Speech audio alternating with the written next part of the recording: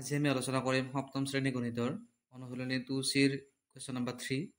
প্ৰশ্নটো দিয়া আছে তলত দিয়া প্ৰতিটো ভগ্নাংশ গোটৰ লসাগু নিৰ্ণয় কৰা। ভগ্নাংশৰ লসাগু উলিয়াবলৈ আমি লববোৰৰ লসাগু ল'ব লাগিব আৰু হৰবোৰৰ গসাউ। প্ৰথম প্ৰশ্নটো দিয়া আছে 8/5 আৰু 7/9। আমি 8/5 আৰু 7/9 যদি লসাগু উলিয়াব লাগে তেতিয়াহ'লে লববিলাকৰ লসাগু ল'ব লাগিব।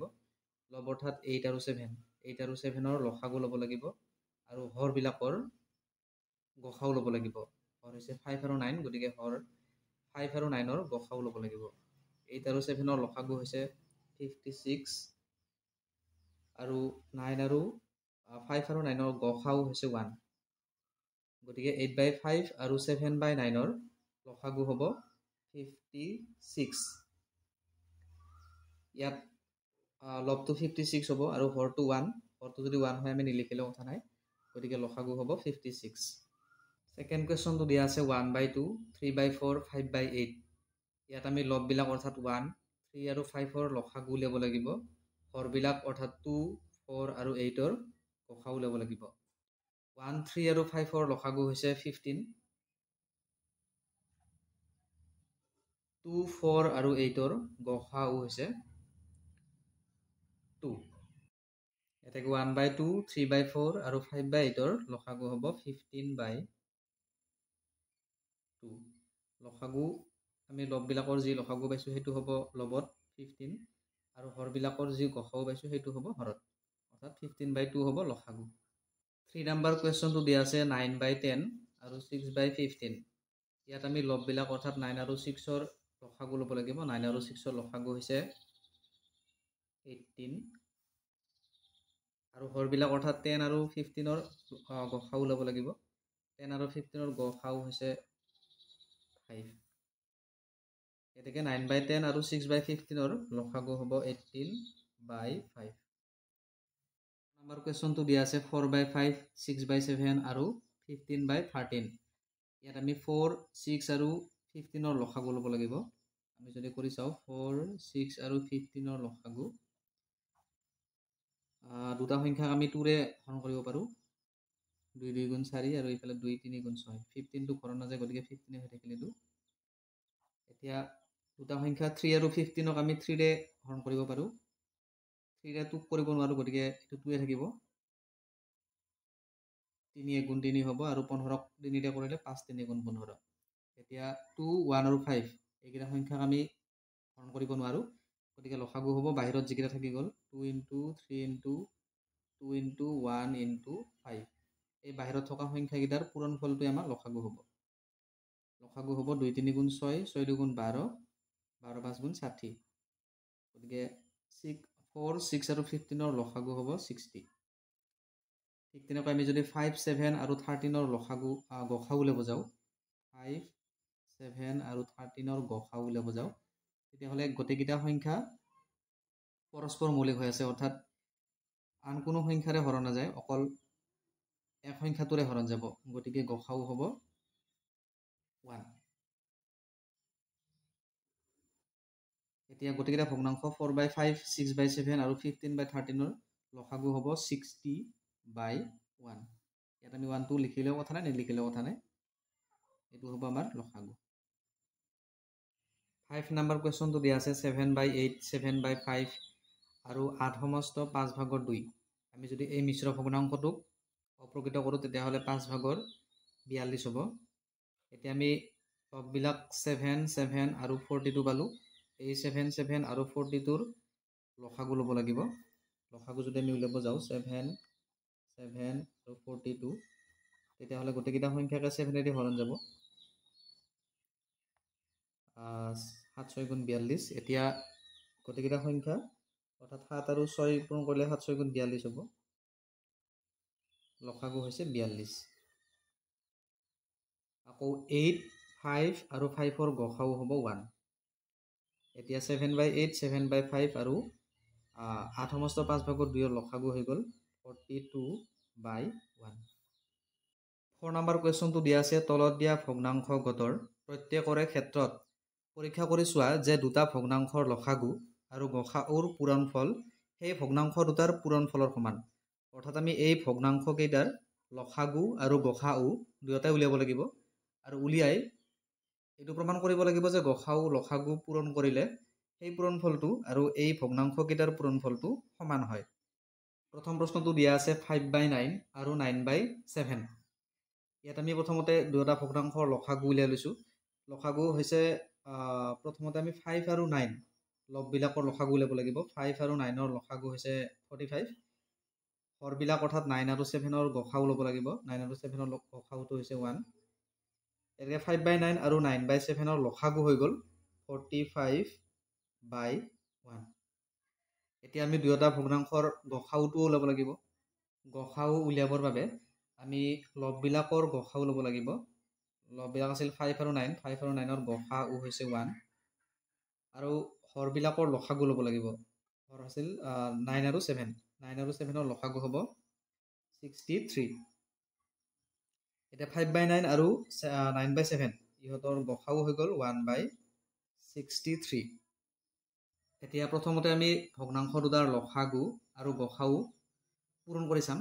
লসাগু আছিল 45/1 আৰু গসাউ আছিল 1/63। দুটা সংখ্যা যদি আমি পূৰণ কৰোঁ, লবত আছে 45, হৰত আছে 63, গতিকে কেঞ্চেল আউট কৰিব পাৰোঁ আমি। দুটা সংখ্যাকে 9ৰে হৰণ যাব। 9 7 গুণ 63 আৰু 9 5 গুণ 45। ভগ্নাংশটো পাই গ'লোঁ 5/7। লসাগু আৰু গসাউৰ পূৰণফলটো পালোঁ 5/7। এতিয়া আমি দুয়োটা সংখ্যাৰ অৰ্থাৎ দুয়োটা ভগ্নাংশৰ পূৰণফলটো কৰি চাম। এতেকে সংখ্যা দুটাৰ আমি সংখ্যা দুটা বুলি লিখিব পাৰোঁ, ভগ্নাংশ দুটা বুলি লিখিব পাৰোঁ। সংখ্যা দুটাৰ পূৰণফল সংখ্যা দুটা আছিল, এটা হ'ল 5/9 আৰু এটা আছিলে 9/7। আমি ইয়াত হৰ আৰু লব দুয়োটাতে 9 9 পাই আছোঁ, গতিকে 9 9 ডাইৰেক্টলি কেঞ্চেল আউট কৰিব পাৰোঁ। থাকিলে এতিয়া 5/7। এতিয়া আমাৰ প্ৰমাণ হৈ গ'ল যে লসাগু আৰু গসাউ পূৰণ কৰাতে 5/7 পাইছিলোঁ, আকৌ সংখ্যা দুটা পূৰণ কৰাতেও আমি 5/7 পালোঁ। এতেকে আমি দেখিব পাৰোঁ লসাগু পূৰণ গসাউ সমান ভগ্নাংশ দুটাৰ পূৰণফল। 2 নম্বৰ কুৱেশ্যনটো দিয়া আছে 7/8 আৰু 6/14। আমি প্ৰথমতে দুয়োটা ভগ্নাংশৰ লসাগু উলিয়াম। অৰ্থাৎ 7 আৰু 6ৰ লসাগু ল'ব লাগিব। হৰবিলাক অৰ্থাৎ 8 আৰু 14ৰ গসাউ ল'ব লাগিব। 7 আৰু 6ৰ লসাগু হৈছে 42। দুয়োটা যিহেতু পৰস্পৰ মৌলিক, সেইকাৰণে পূৰণফলটোৱে সিহঁতৰ লসাগু হ'ব। আৰু 8 আৰু 14ৰ যদি আমি গসাউ উলিয়াব যাওঁ, দুয়োটা সংখ্যাক 2ৰে কৰিব পাৰি। 2 4 গুণ 8, 2 7 গুণ 14, অৰ্থাৎ 2। কাৰণ 4 আৰু 7ক আমি আকৌ হৰণ কৰিব নোৱাৰোঁ, গতিকে 2 সংখ্যাটোৱে হ'ব আমাৰ গসাউ 8 আৰু 14ৰ। এতিয়া 7/8 আৰু 6/14ৰ লসাগু হৈ গ'ল 42/2।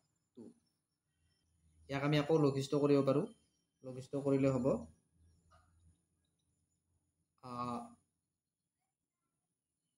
2 গুণ 4, 2 গুণ 2, 21।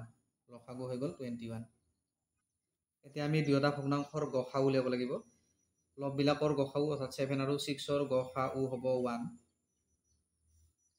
হৰবিলাক অৰ্থাৎ 8 আৰু 14ৰ লসাগু যদি আমি ওলাব যাওঁ, 8 আৰু 14ৰ লসাগু হ'ব এই সংখ্যাকেইটাৰ পূৰণফল। 4 2 গুণ 8 হ'ব, 8 7 গুণ হ'ব 56, 56 হ'ব লসাগু। গতিকে 7/8 আৰু 6/14ৰ গসাউ হৈ গ'ল 1/56। এতিয়া আমি দুয়োটা সংখ্যাৰ লসাগু আৰু গসাউ পূৰণ কৰি চাম। লসাগু পাইছিলোঁ 21 আৰু গসাউ পাইছিলোঁ 1/56। লবত আছে 21, হৰত আছে 56। দুয়োটা সংখ্যাকে আমি 7 কাটাকাটি কৰিব পাৰোঁ।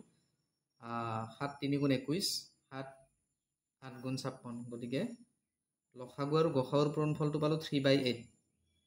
এতিয়া আমি সংখ্যা দুটাৰ পূৰণফল কৰি চাম। সংখ্যা দুটা আছিল, এটা হ'ল 7/8, আনটো হ'ল 6/14।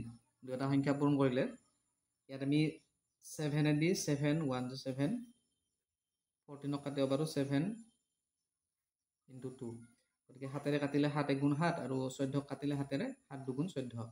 এতিয়া আকৌ দুয়োটা সংখ্যা 8 আৰু 6ক 2ৰে কৰিব পাৰি। 2 4 গুণ 8, 2 3 গুণ 6। ওপৰত বাকী থাকিল 1 ইনটু 3 1 ইনটু 3 মানে হৈছে 3 ঘৰত বাকি থাকিল 4 ইনটু 8 4 ইনটু 2 মানে হৈছে 8 গতিকে দুয়োটা ভগ্নাংশ আমি সমাধান পালো লসাগু আৰু গসাউৰ পূৰণফলটো 3/8 আৰু সংখ্যা দুটাৰ পূৰণফলটো আমি 3/8 পালো এটাকে আমি লিখিব পাৰো লসাগু পূৰণ গসাউ সমান ভগ্নাংশ দুটাৰ পূৰণফল 3 নম্বৰ কোৱেশ্চনটো দিয়া আছে 5/6 এটো 7 সমস্ত 2 ভাগৰ 1 গতিকে মিশ্ৰ ভগ্নাংশটো আমি প্ৰথমতে অপ্ৰকৃত কৰি ল'ব লাগিব অপ্ৰকৃত কৰি ল'লে 2 ভাগৰ 15 হ'ব এতিয়া আমি প্ৰথমতে দুটা ভগ্নাংশৰ লসাগু উলিয়াই লৈছো লসাগু হৈছে 5 আৰু 15ৰ লসাগু ল'ব লাগিব লববিলাকৰ লসাগু হ'ব 15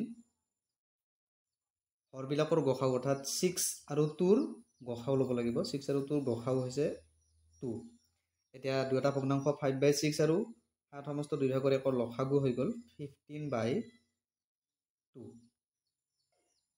এতিয়া আমি দুটা ভগ্নাংশৰ গসাউ উলিয়াব গৈ আছো লববিলাক 5 আৰু 15 আছিল 5 আৰু 15ৰ গসাউ হ'ব 5 হৰকেইটা আছিল 6 আৰু 2 গতিকে 6 আৰু 2ৰ লসাগু ল'ব লাগিব 6 আৰু 2ৰ লসাগু হৈছে 6 এতিয়া 5/6 আৰু 15/2ৰ গসাউ হৈ গ'ল 5/6 এতিয়া আমি লসাগু আৰু গসাউ দুটা সংখ্যাৰে পূৰণফলটো চাম কিমান হ'ব লসাগু আছিলে 15/2 আৰু গসাউ আছিল 5/6 ইয়াতে আমি 3 2 গুণ 6 কৰিব পাৰো 3 5 গুণ 15 লবত হ'ব 5 আৰু 5 পূৰণ কৰিলে 25 ঘৰত হ'ব 2 পূৰণ 2 4 এইটো হৈছে লসাগু আৰু গসাউৰ পূৰণফল 25/4 এতিয়া আমি ভগ্নাংশ দুটাৰ পূৰণফল কিমান হ'ব সেইটো চাম ভগ্নাংশ এটা দিয়া আছিলে 5/6 আৰু আনটো দিয়া আছিলে 7 সমস্ত 2 ভাগৰ 1 7 সমস্ত 2 ভাগৰ 1টোক আমি যদি অপ্ৰকৃত বনাও তেতিয়া হলে 2 ভাগৰ 15 হ'ব এতিয়া ইহতৰ পূৰণফলটো চাব গলে 3 2 গুণ 6 হ'ব এটো 2 3 গুণ 6 আমি 3 ৰে হৰণ কৰো 2 3 গুণ 6 এতে 5 3 গুণ 15 5 আৰু 5 মাল্টিপ্লাই হৈছে গতিকে 5 পূৰণ 5 25 হ'ব আৰু 2 2 গুণ 4 তলত হ'ব 4 গতিকে দুটা সংখ্যা আমি সমাধান পালো লসাগু আৰু গসাউৰ পূৰণফলটো 25/4 পাইছিলো আৰু ভগ্নাংশ দুটাৰ পূৰণফলটো 25/4 পালো এটাকে আমি লিখিব পাৰো লসাগু পূৰণ গসাউ সমান ভগ্নাংশ দুটাৰ পূৰণফল 4 নম্বৰ কোৱেশ্চনটো দিয়া আছে 11/4 আৰু 7/2 প্ৰথমতে আমি দুটা ভগ্নাংশৰ লসাগু উলিয়াই লৈছো লসাগু উলিয়াবৰ বাবে দুটা লবৰ লসাগু উলিয়াব লাগিব প্ৰথমতে 11 আৰু 7ৰ লসাগু হৈছে 77 4 আৰু 2ৰ গসাউ উলিয়াব লাগিব হৰকেইটা গসাউ গতিকে 4 আৰু 2ৰ গসাউ হৈছে 2 এটাকে 11/4 আৰু 7/2ৰ লসাগু হৈ গ'ল 77/2 ঠিক তেনেকৈ যদি আমি গসাউ উলিয়ালে লববিলাকৰ গসাউ ল'ব লাগিব 11 আৰু 7ৰ গসাউ হৈছে 1 আৰু হৰবিলাক অৰ্থাৎ 4 আৰু 2ৰ লসাগু ল'ব লাগিব লসাগু হৈছে 4 এতিয়া 11/4 আৰু 7/2ৰ গসাউ হৈ গ'ল 1/4 দুটা সংখ্যা যদি আমি পূৰণ কৰো লসাগু পূৰণ গসাউ লসাগু পাইছিলো 77/2 গসাউ পাইছিলো 1/4 পূৰণ কৰিলে হ'ব 77/8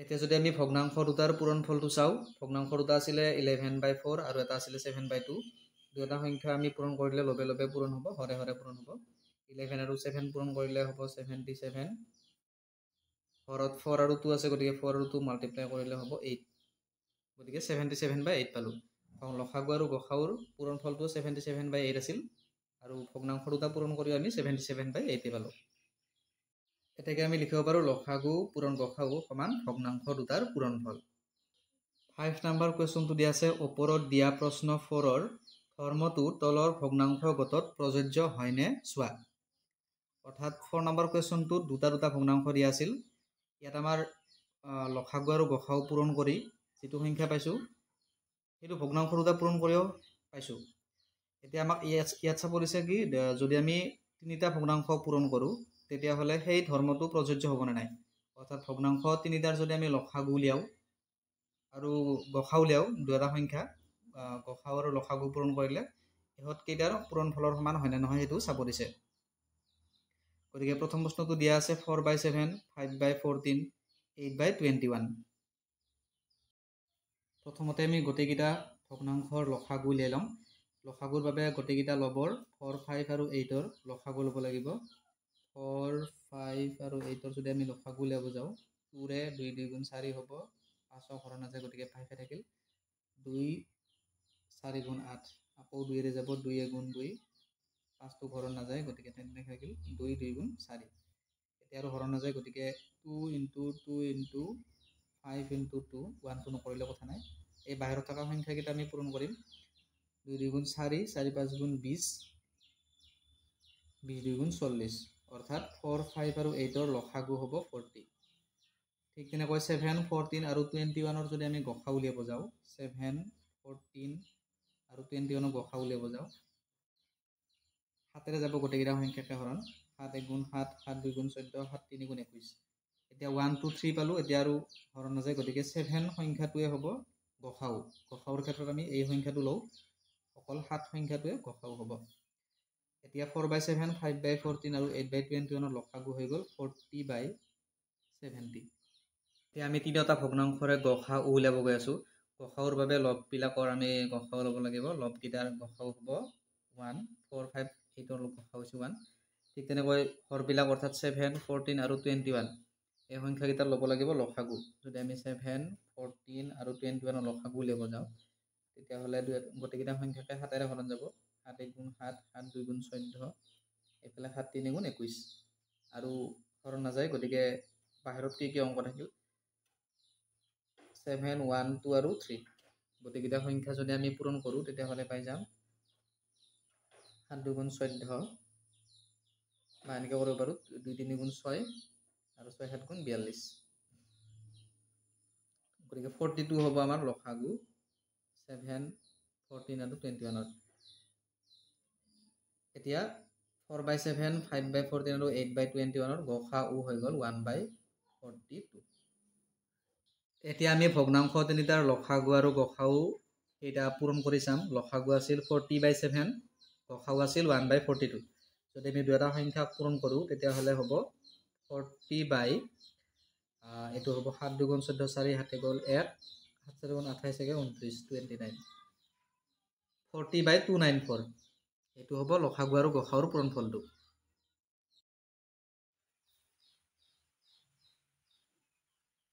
আকৌ এইবাৰ আমি ভগ্নাংশ তিনিটাৰ পূৰণফলটো কিমান হয় সেইটো চাব লাগিব ভগ্নাংশ কেইটা আছিল 4/7 5/14 আৰু 8/21 যদি আমি 4 আৰু 21 কাটাকাটি কৰোঁ তেতিয়াহ'লে 2 2 গুণ 4 হ'ব আৰু এইফালে 2 7 গুণ 14 ওপৰত বাকী থাকিল 2 5 আৰু 8 2 5 গুণ 10 আৰু এইফালে 8 লগত 10 পূৰণ কৰিলে 80 তলত থাকিল 7 * 7 * 21 7 7 গুণ হ'ব 49 49 লগত 21 পূৰণ কৰিলে কিমান হ'ব এইটো চাব লাগিব 9 গুণ 9 4 গুণ 4 এইফালে 9 2 গুণ 18 8 8 গ'ল 1 4 2 গুণ 8 1 9 9 2 গুণ 18 8 গ'ল 1 4 2 গুণ 9 ঠিক আছে 9 এইফালে আহিব 8 আৰু 4 যোগ কৰিলে 12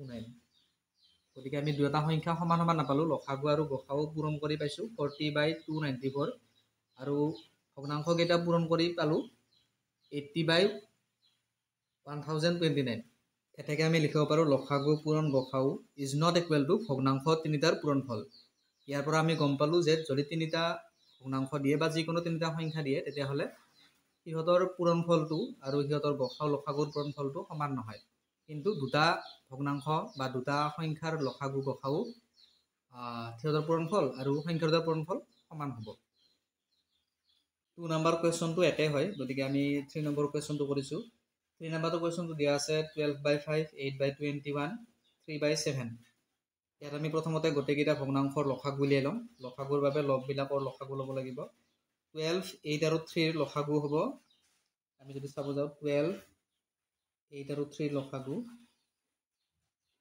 2 ৰে যাব 2 6 2 4 আৰু এইফালে 3 টো নাযায় গতিকে 2 ৰে কৰিলে 2 3 যা 6 2 2 যা 4 আৰু এইফালে 3 নাযায় আকৌ 3 ৰে গ'ল 3 1 যা 3 2 নাযায় গতিকে 3 1 যা 3 হ'ল এতিয়া পূৰণ হ'ব 2 * 2 * 3 * 2 গতিকে এইটো হ'ব 4 4 3 12 12 2 গুণ 24 24 হ'ব আমাৰ লসাগু আকৌ 5 21 আৰু 7 এইকেইটা সংখ্যাৰ গসাউ হ'ব 1। এতিয়া লসাগু গোটেইকেইটা ভগ্নাংশৰ হ'ব 24/1। আকৌ ভগ্নাংশ কেইটাৰ গসাউ উলিয়াব লাগিব। গসাউৰ বাবে লববিলাকৰ আমি গসাউ ল'ম। 12, 8 আৰু 3 গসাউ হ'ব 1। ঠিক তেনেকৈ 5, 21 আৰু 7 লসাগু যদি আমি লসাগু উলিয়াব যাওঁ 5, 21 আৰু 7 70 যাব দুটাকে 5 নাযায় গতিকে 5 থাকিল 7 3 যা 21 আৰু 7 1 যা 7 5 3 আৰু 1 পালোঁ গতিকে সংখ্যাকেইটা পূৰণ কৰিলে 7 × 5 × 3 ইয়াতে হ'ল 5 3 গুণ 15 আৰু 15 7 গুণ 7 5 গুণ 35 5 গ'ল 3 ইফালে 10 105 গতিকে গোটেইকেইটা সংখ্যাৰ গসাউ হ'ব 1/105। এতিয়া আমি যদি লসাগু আৰু গসাউ পূৰণ কৰোঁ লসাগু আছিল 24/1 আৰু গসাউ আছিল 1/105 দুটা সংখ্যা আমি পূৰণ কৰিলে পাই যাম 24/105। আমি আকৌ চাব লাগিব ভগ্নাংশ তিনিটাৰ পূৰণফল কিমান হয়। ভগ্নাংশ তিনিটা আছিল 12/5, 8/21 আৰু 3/7। এতিয়া আমি 3ৰে কাটিব পাৰোঁ 3 7 যা 21 এতিয়া তলত থাকিল 5 7 আৰু 7 ইয়াত হ'ব 7 আৰু 7 মাল্টিপ্লাই কৰিলে 49 তাৰ লগত যদি আমি 5 মাল্টিপ্লাই কৰোঁ তেতিয়া হ'ব 5 গুণ 5 5 গ'ল 4 5 4 গুণ 20 আৰু ইফালে 24 অৰ্থাৎ হৰত হ'ব 245 লগত হ'ব এইটো 12 আৰু 8 পূৰণ হ'ব 8 গুণ 16 7 গ'ল 96 হ'ব। গতিকে ভগ্নাংশ তিনিটা পূৰণ কৰি পালোঁ আমি 96/245 অৰ্থাৎ লসাগু আৰু গসাউৰ পূৰণফলৰ লগত মিলা নাই। এতেকে আমি লিখিব পাৰোঁ লসাগু পূৰণ গসাউ ইজ নট ইকুৱেল টু ভগ্নাংশ তিনিটাৰ পূৰণফল। যদি তিনিটা ভগ্নাংশৰ আমি পূৰণফল চাওঁ সেই পূৰণফলটো লসাগু আৰু গসাউৰ পূৰণফলৰ সমান নহয়। কিন্তু যদি দুটা ভগ্নাংশ দিয়ে বা দুটা সংখ্যা দিয়ে সিহঁতৰ পূৰণফলটো আৰু সিহঁতৰ লসাগু আৰু গসাউৰ পূৰণফলটো কিন্তু সমান হ'ব। ইয়াতে আমাৰ অনুশীলনী 2C অংককেইটা শেষ হ'ল। শেষলৈকে চোৱাৰ বাবে অশেষ ধন্যবাদ।